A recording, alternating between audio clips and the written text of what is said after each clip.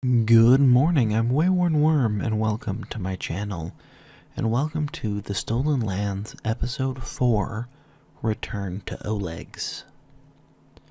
Later that night, Lucian was sitting by the fire keeping himself warm, as the other three were in their tents sleeping.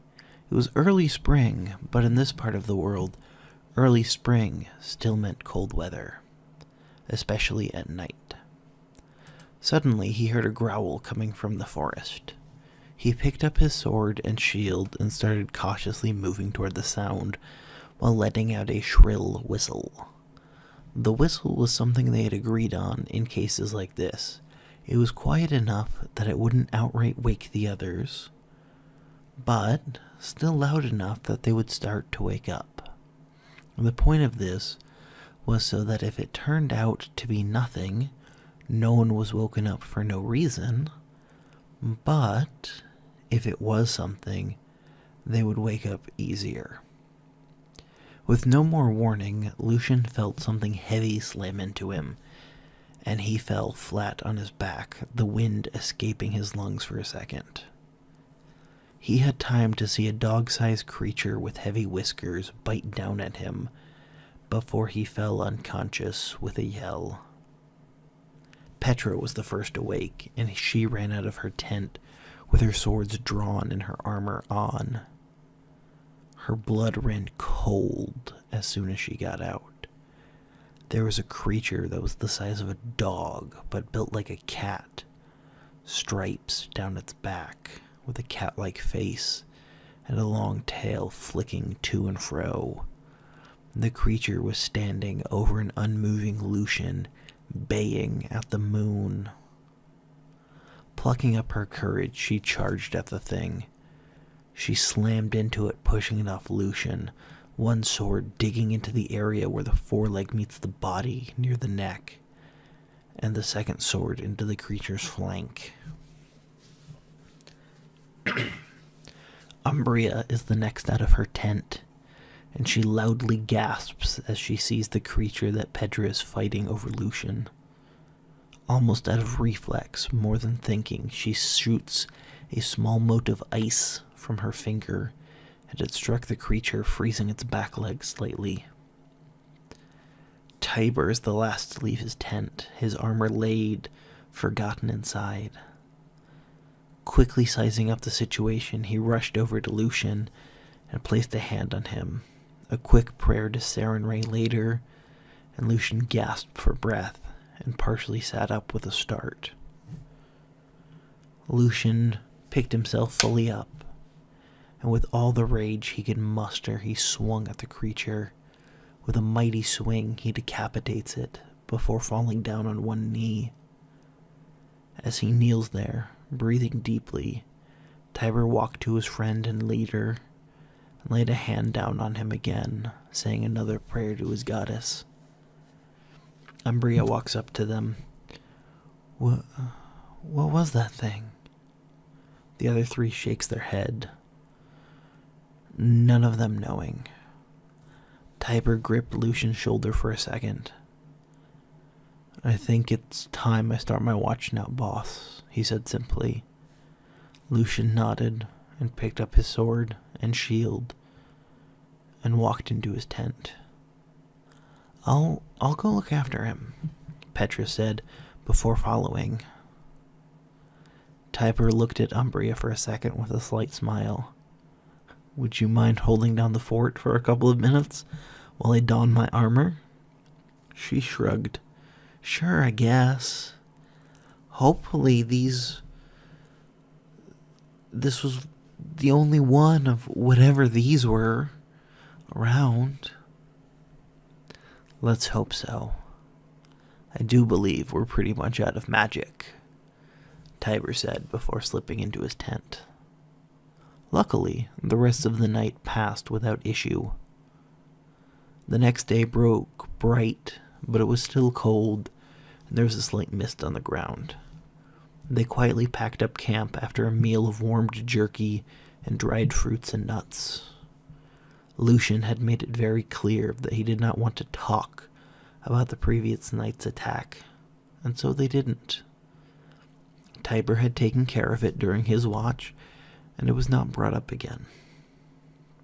Lucian's mood improved the closer they got to the edge of the forest, and he seemed to be back to his normal self by the time they reached the plain, signaling Oleg's was about 12 miles away. They rode hard those last few miles, happy to leave the forest behind, and it was only late evening by the time they reached Oleg's.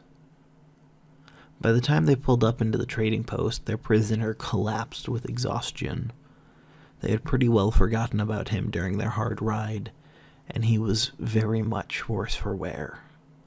Oleg came out to greet them when they arrived, and they could see Svetlana hanging back but paying close, hopeful attention to them. Lucian pulled on the rope, causing the bandit to stumble forward. "We've got another one for you, Oleg. Just like the last one, he repented when it counted. Or, at least, he said what he did to keep his skin."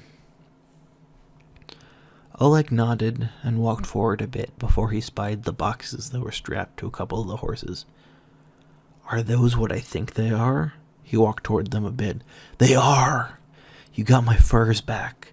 Thank you so much." Lucian smiled at him. "That we did. At least some of them."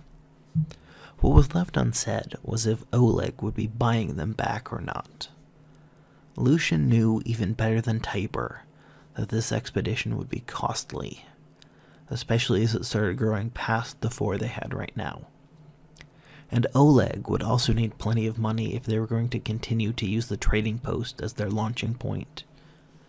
According to this one, Lucian pointed at the man Oleg was starting to lead toward the stables. Svetlana's wedding ring was in one of 2 bags stolen by mites. He then described some large old sycamore. In the back, a weight seemed to fall over Svetlana, and she turned and re-entered their house. Oleg stopped and thought for a second. "Yeah, I know what he's talking about. Honestly, had you gone there straight from the camp, it would have been quicker. It's about twice as far from here as the camp, in the same general direction." Lucian nodded as the group dismounted their horses and started unloading them. After Oleg returned from putting the prisoner in the stables, he chuckled a bit. "It looks like one of the new expansions I should build for here as a small prison." "That may not be a bad idea. Do you think we can trust the 2 of them to stay unattended?" "There's only one now. The patrol that was promised arrived this morning. When I showed them our unwanted guest, they went back north to hand him off to another patrol they knew would be passing near. Apparently, we now have a patrol of 5 people who will be permanently assigned here. Or, at least for now." Lucian took the news with approval. "That's good. This one told us that banditry in the area should go down to almost nothing with the camp gone, but it'll be good to have this more fortified." Oleg nodded at Lucian's news. "Good. Let us hope so." Umbria stepped forward. "Oleg, we were attacked last night by a creature with stripes on its back, whiskers, a long tail. It's about the size of a dog or a wolf, but it was built like it was a cat. Do you know what it was?" Oleg looked thoughtful for a second. "It sounds like you were attacked by a thylacine.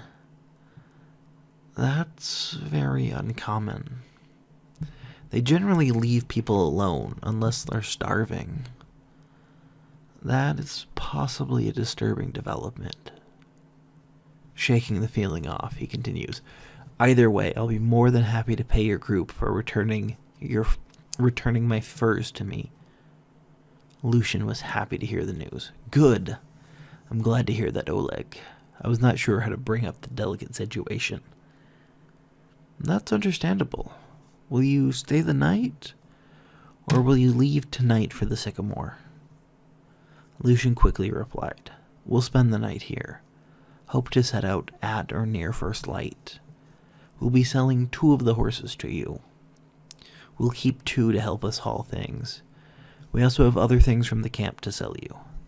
Oleg nodded as he listened. "That's good. We'll be sure to settle that tonight. But first, come in and have dinner. I'm sure Svetlana will gladly have you join us. She'll be sad about her ring, but you're still on it." Oleg was right. Svetlana had made another wonderful meal where they ate, drank, told stories, and laughed through a good chunk of the night. She was disappointed by the lack of her ring, but her spirits were raised by the plan to retrieve it from the mites of the sycamore. It was late before the party stumbled into the empty bunkhouse and slept well for the first time since leaving Rostov and beginning this expedition. The next morning dawned, and with it came a visitor, who arrived when the 6 occupants of the trading post were sharing a breakfast of eggs, bacon, and oatmeal. And thank you so much for listening to episode 4 of The Stolen Lands, Return to Oleg's. Tune in this coming Thursday for episode 5 of The Stolen Lands, To the Old Sycamore. Thank you.